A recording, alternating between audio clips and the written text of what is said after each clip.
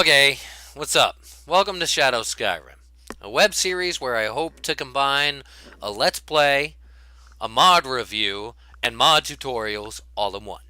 While watching me play, hopefully you'll be able to see what kind of mods I'm using, how I'm developing my mods, how I playtest and balance my mods, and get a glimpse into me working in the creation kit and Nifscope, creating the mods, using the mods, balancing the mods, etc.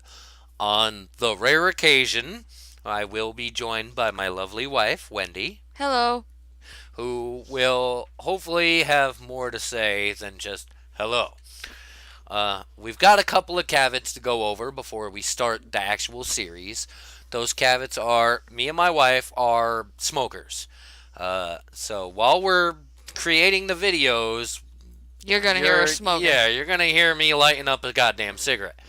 Another caveat, which is one of my personals, you won't have to worry about it from my wife, is that I fucking curse a fucking lot. And if you fucking have a fucking problem with me fucking cursing a lot, you should probably fucking leave my fucking channel right now. Anything else you can think of as far as that, and I'm constantly drinking something, water, coffee, beer, you name it. It's liquid goes in the mouth. So get used to small pauses while I go. Other than that, I think we're about ready to go. All right. So, the first thing I want to touch upon with this is what mods we're going to be starting the game with. Here I have where, whatever you want to call it, open.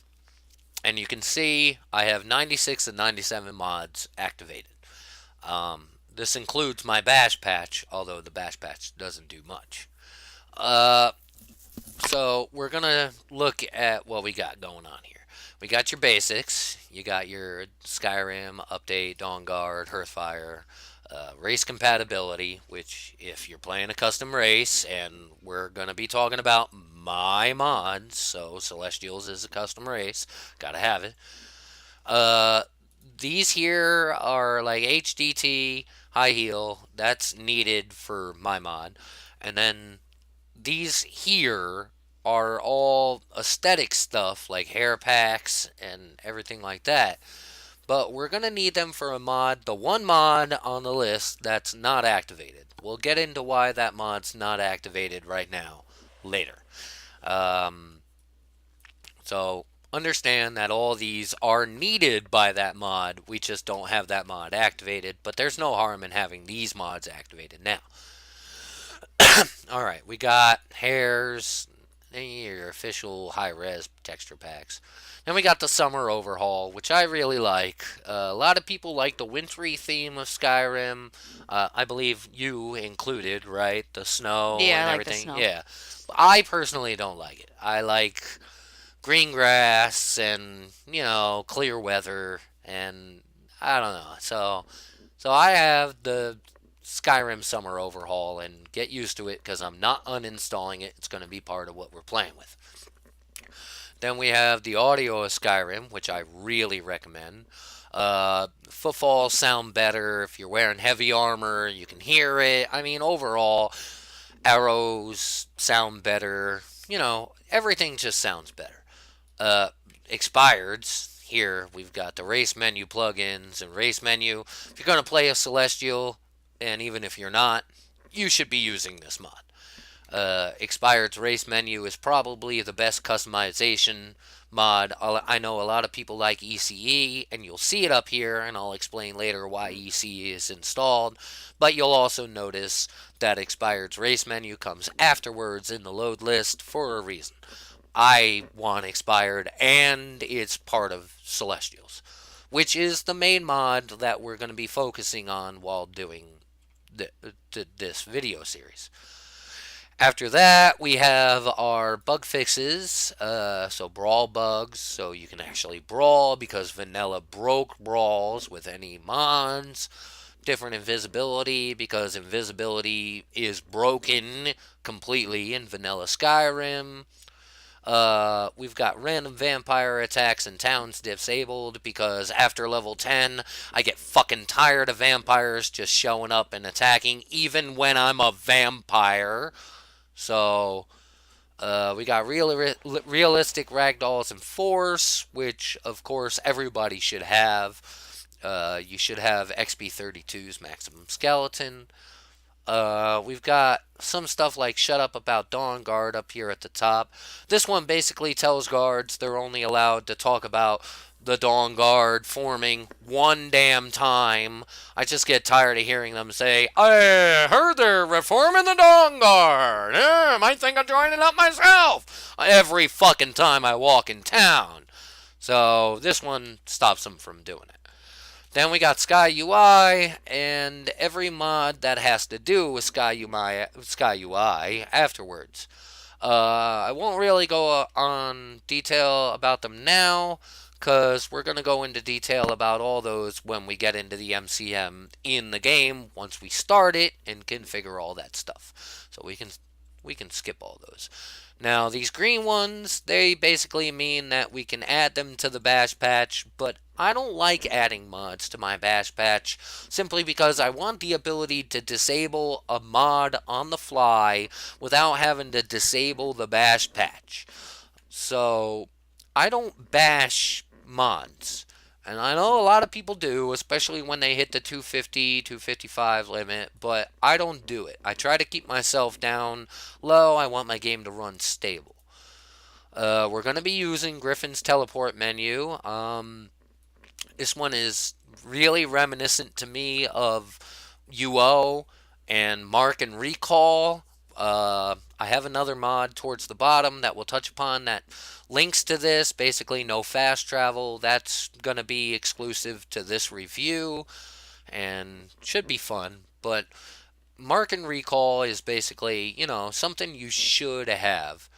Then we have my balanced magic mods, and those mods are meant to coincide with Celestials. Now, a lot of people may not use them, but I do. I really like them, but the load order of them is important. The order I have them in. Because, without them, Magic just feels very underwhelming in vanilla Skyrim.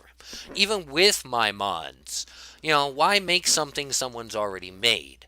So I just use these. Basically, what they do is, as your destruction increases and you train destruction, the cost of the destruction skill is going to go up, but so is the damage of the spell. And since I've added a lot of spells to Celestials, that kind of has a big bearing on how I design and play the mod. Then, of course, we have Celestials, which is my main mod, the biggest one I've ever created and the most downloaded. Followed by the plugin, which will be coming after the release, but we'll go into stuff like that. Here's the one mod that's not activated in the mod list. This is Shaydow's Look and Level Overhaul. You can get a quick description right here.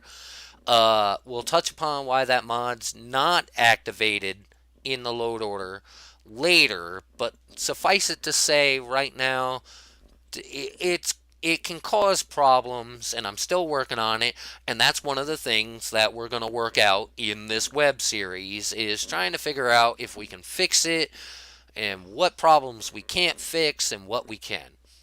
Followed by the 2 follower mods that I have. I don't really care for followers too much. I don't download them. I may download them and install them.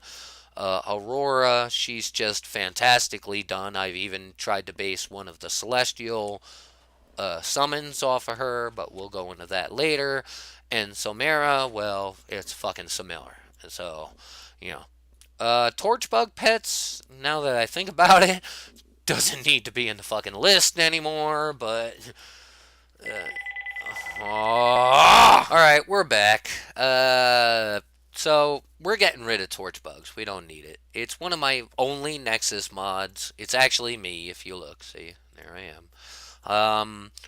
We don't need it because with Celestial's V7 Alpha, which is coming, that's one of the reasons of this series, is to show you, what I'm working on.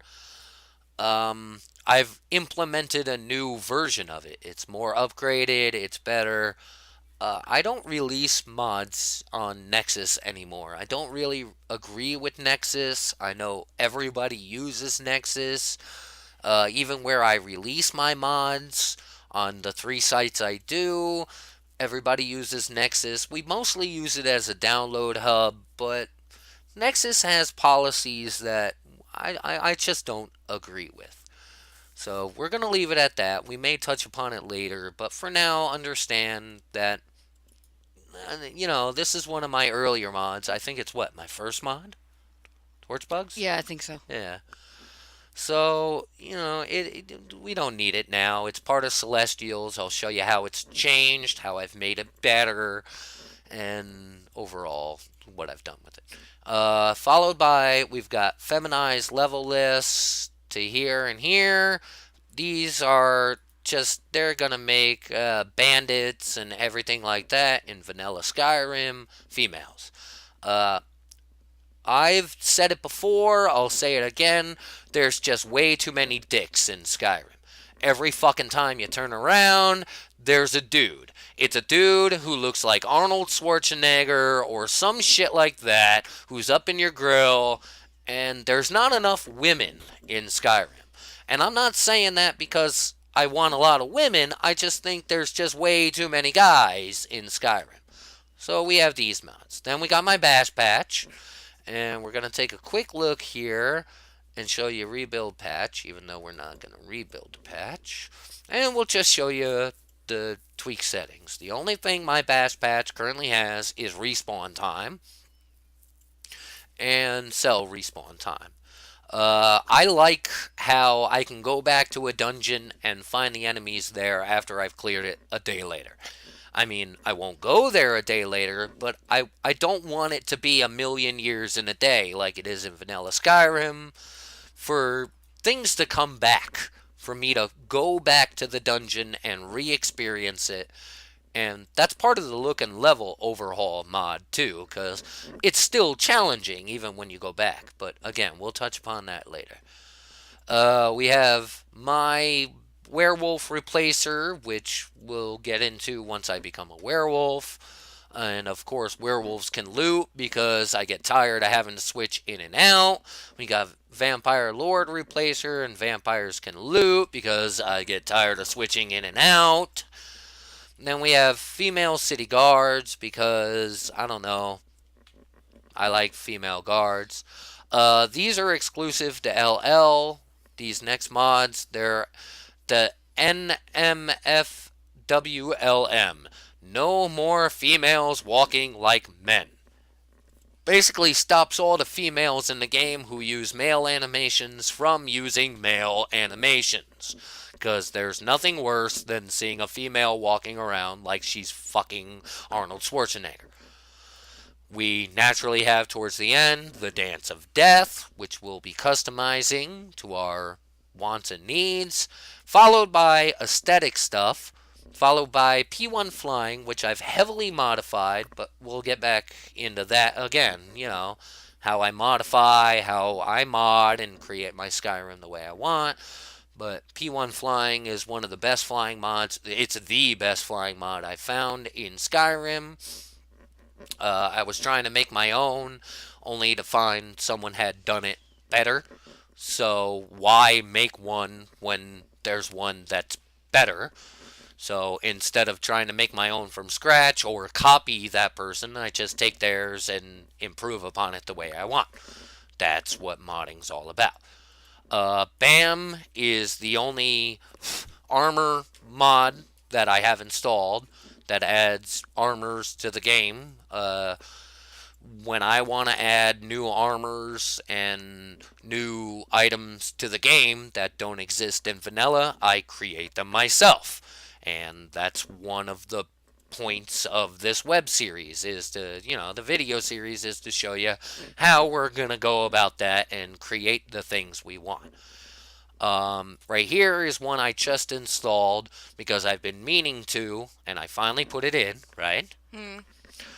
That's disable fast travel permanently. Basically, I wanted to, with mark and recall, and it costs mana. We'll get into that once we start playing the game. But I wanted a more lore friendly way to extend the game and make it a bit more enjoyable and realistic. So we're not going to be able to fast travel on the map while I'm playing. Followed, lastly, of course, by PCEA, which is player character exclusive animations, which of course keeps certain animations exclusively for the character that that we create. So, alright, I think we've discussed all of the mods in the load order. I'm gonna stop. Oh, I can't do what I wanted to, which is just load up the game right now and continue recording because my Fraps is a bitch and it won't switch from recording on desktop mode, monitoring here. Whoops. Say I got monitor arrow desktop on to a full screen game. So I have to stop and edit in the next segment. So I'll see you then.